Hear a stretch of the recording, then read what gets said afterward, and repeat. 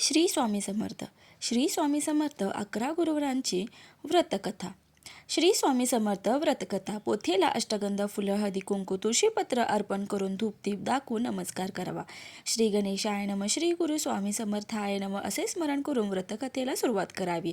मायानगरी मुंबईमध्ये पत्नी घरकाम व पती मोलमजुरी करणारे एक गरीब परंतु सत्वशील दाम्पत्य आयुष्यभर काबाड कष्ट करून अत्यंत हालाखीचे दिवस व्यतीत करत असताना त्यांनी आपल्या एकुलत्या एका पुत्राचे पालनपोषण करून त्याला शिक्षण दिले. मुलाचे शिक्षण झाल्यावर मुलगा नोकरी करेल आणि आपली आर्थिक परिस्थिती सुधारणा होऊन उतरत्या वयात सुखाचे दिवस येतील अशी त्यांना अपेक्षा होती. परंतु नियतीच्या मनात काही वेगळेच होते. शिक्षण पूर्ण होताच मुलाला खाजगी कंपनीत नोकरी मिळाली खरी, पण कलेच्या प्रभावाने मुलाच्या वाईट सवयी, छंद, व्यसन लागून तो पूर्णतः व्यसनाधीन झाला.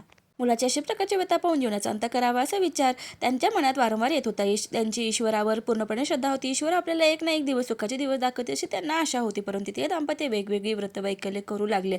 त्याचे फळ म्हणून मुलाच्या वागणुकीत फरक पडला. पण पूर्वीच्या कर्जाच्या बोजामुळे घरात लक्ष्मी टिकेनाशी झाली. कर्ज फेडता फेडता नाकी नऊ येऊ लागले.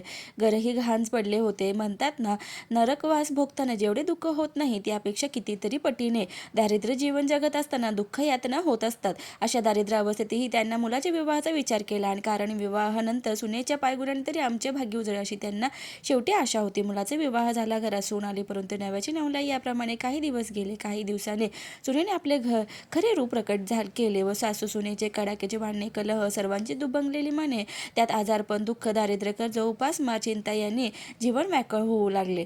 एके दिवशी त्या काम करत असलेल्या सर्वात धर्मपूज्य देवेंद्र गुरुजी यांनी लिहिलेले सुखी संसाराचे रहस्य, सुखी जीवनातील गुरु किनी, यशस्वी जीवनाचे अनमोल रहस्य अशी बरीचशी पुस्तके पाहायला मिळाली. त्यांनी मालकिनीकडे एक पुस्तक वाचायला नेऊ का असे विचार. मालकिनी घेऊन जा म्हणताच कधी घरी नेते आणि ते पुस्तक वाचते असे त्यांना झाले. पुस्तकाचे वाचन सुरू केले. वाचनाने त्यांचे मन चैतन्यमय झाले. जीवन जगण्याचा आशेचा किरण त्यांना दिसू लागला. गुरुजींना भेटून आपली जीवनगाथा सांगावी, मार्गदर्शन घेण्याची इच्छा निर्माण झाली. म्हणून त्यांनी आम्हाला फोन केला. त्यांनी गुरुवारी भेटण्यास असे सांगितले. गुरुवारी दोघे पती पत्नी घेऊन त्यांनी स्वामी समर्थांचे दर्शन घेतले आणि आपले जीवन व्यथा सांगताना दोघेही ओक्साबोक्षी रडले. त्यांनी व्यथा ऐकून घेतली आणि त्यांना स्वहस्तलिखित श्री स्वामी समर्थ 9 गुरुवारची व्रतकथा पोथी हातात देऊन 9 गुरुवारचे व्रत यथाशक्ती करण्यास सांगितले. त्यांनी भावभक्तीने श्रद्धापूर्वक 9 गुरुवारी व्रतकथेचे विधीपूर्वक पूजन करून वाचन केले. 9व्या गुरुवारी उद्यापनही केले. वर्षभरातच त्यांना घरातील भांडणे, कलह शांत होऊ लागले. परिस्थिती सुधारणा होऊ लागली. श्री स्वामी समर्थ 9 गुरुवारच्या व्रतकथेने त्यांच्या जीवनात सुख, शांती आणि समाधान प्राप्त झाले. आपल्या जीवनातही असे अनमोल क्षण यावेत. घरात सुख शांती नांदून समाधान प्राप्त व्हावे म्हणून हे स्वामी समर्थांचे 9 गुरुवारचे व्रत प्रत्येकाने श्रद्धापूर्वक भक्तिभावाने केले पाहिजे. पूर्वी कर्नाटक प्रांतातील खेड मनूर गावातील चोळप्पा रामचंद्र नाईक नावाच्या भक्ताने पूर्वजन्मी स्वामींची अनन्यभावे सेवा केली होती. म्हणून त्याच्या घरी पूर्ण पुण्याईने प्रत्यक्ष ब्रह्मन नाईक श्री स्वामी समर्थ महाराज स्वतःहून येऊन त्यांची परमपावन चरण कमल त्यांच्या घरी विसावली होती. चोळप्पा खरोखरच भाग्यवान होता, कारण देवाधिकांना सुद्धा त्यांच्या चरणांचे दर्शन होणे दुर्लभ असे भगवान स्वामी समर्थ चोळप्पाच्या घरी स्वतःहून आले होते.